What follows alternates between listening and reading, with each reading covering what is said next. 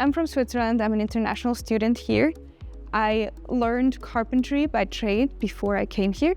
I married an American who got a job at GCU, and so we moved here to Arizona, and that was the opportunity for me to study.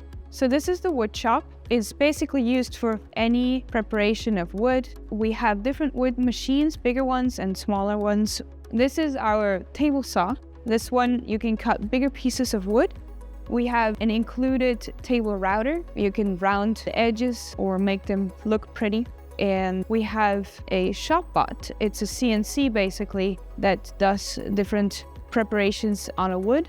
You have to program it on the computer, you put in your wood piece and it does its job. We have a sandblaster that's pretty cool too.